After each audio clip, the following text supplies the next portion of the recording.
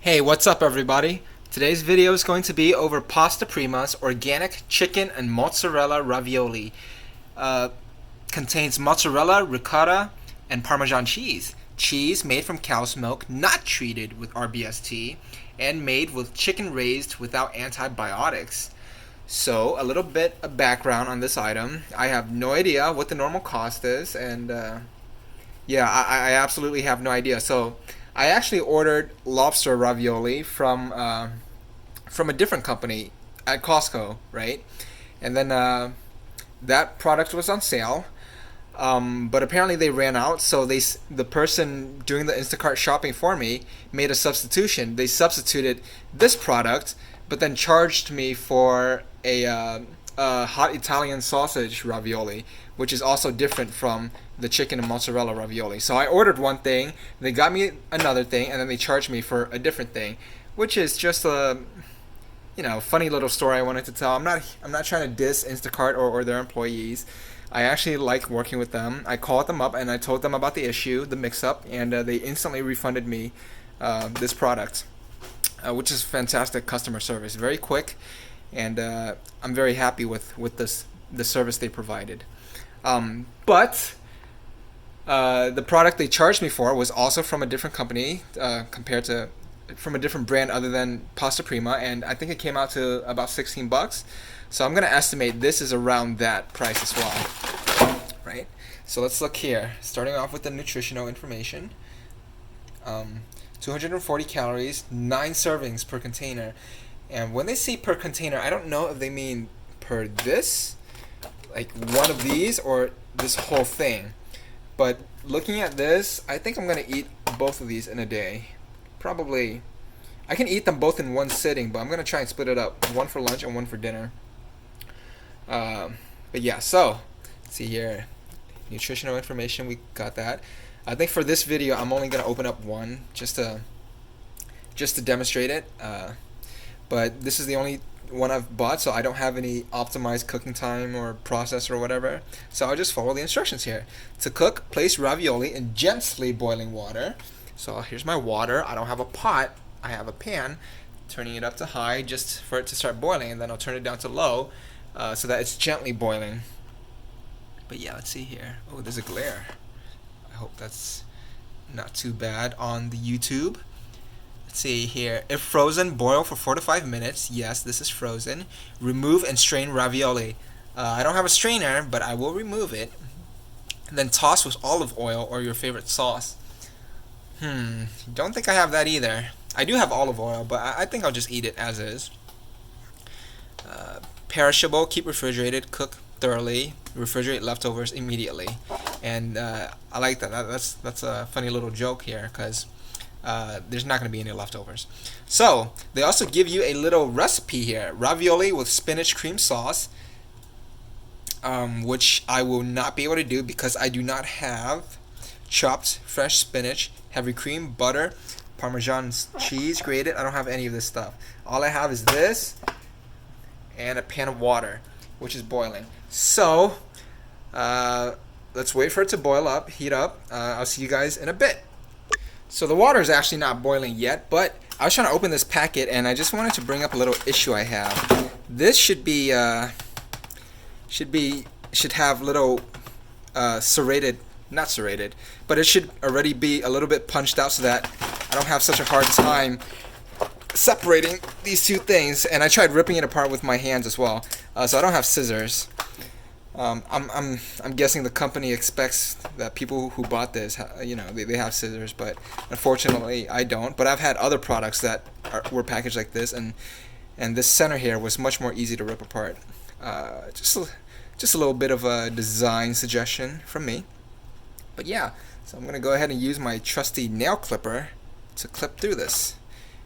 In the meantime, the water will be boiling, so see you guys in a bit. Alright, so now that the water's starting to boil, I'm going to go ahead and turn off the heat and move the pan to the smaller little coil here. So I turned that one on. I'm going to move the pan ever so gently, or so carefully I mean. And then over here is our pasta. Alright, see? So I couldn't cut this at all with the nail clippers, so I just gave up. But here we go. They're a little bit stuck together. There's a little bit of a frost on there, but that's okay. So it's boiling. I'm gonna drop them in. Then I'm actually gonna wait for this to boil a little bit more because this is frozen solid. So once I drop this in, it's gonna cool down the water by quite a bit. So once it's boiling a little bit harder, I'm gonna drop these in, and then once the water starts to have a soft rolling boil again, I'll lower the heat down to low. Right? I'll bring the heat down to low. Better English there. You know what? I'm too impatient. I'm just gonna throw it in now. There we go. Just throw it all in. There we go.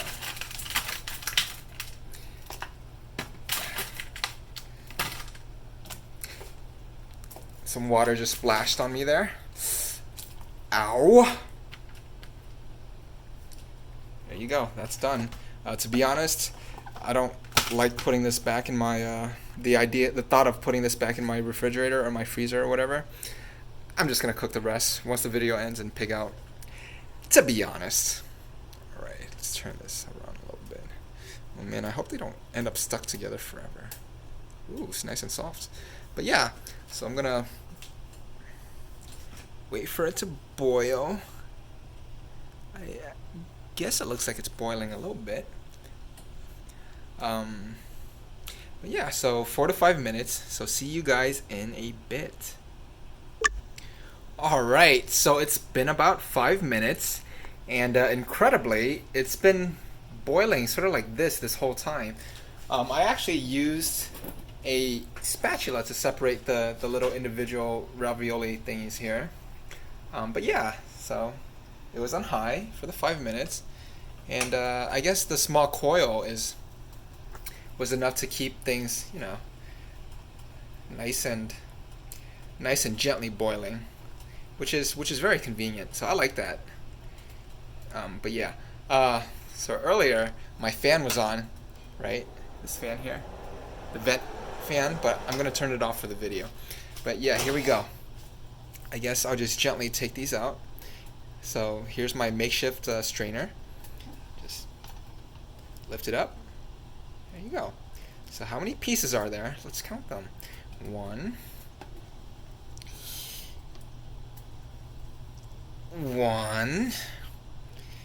2. All right, I'm just gonna pause the video here. Just kidding. And here it is. There was a total of 21 raviolis. So I'm estimating 40 in total, right? 20 for each package, but they maybe gave one extra. Either that or 42. 42 divided by 9. That doesn't go into a whole number. 21 divided by 9 also doesn't go into a whole number, does it? I hope I don't make myself look like a fool here. Regardless, 21 pieces. Let me see here. 21. How many calories was this? 240 times 9, so about 2,000 or so calories for 21. So I'm guessing each ravioli is about 100 calories, right? It's either 100 or 50, depending on what they meant on the packaging. Did they mean both boxes or just one box, right? But yeah, so let's see here. Gonna cut this piece open. See, I use this little Tupperware here because I don't have plates. Because I'm a degenerate. Cut it open. See what it looks like inside. Ooh, looks like some chicken. Let's see here. See if I can just eat the dough by itself. Okay. What I did was actually, well, I like what I did. That was the optimal cooking procedure, which is very surprising because the package usually doesn't always end up with the best results. But this is pretty good. The dough is a little bit has a bit of a bite to it, so al dente, as they would say, right? And I was worried about undercooking it because of the chicken inside, but I think it's pre-cooked chicken. And here's the chicken. There's pepper, and some green stuff, and I'm guessing cheese. Chicken is tender, delicious. And then, in combination, ooh, is that cheese oozing out? Looks like it. So when you combine everything together, you get a nice little delicious bite. Yeah, fantastic. So this is my review of the lobster ravioli, substituted with chicken ravioli, but charged with Italian sausage ravioli. Thanks a lot for watching. I'm gonna pig out, and until next time, have a good one.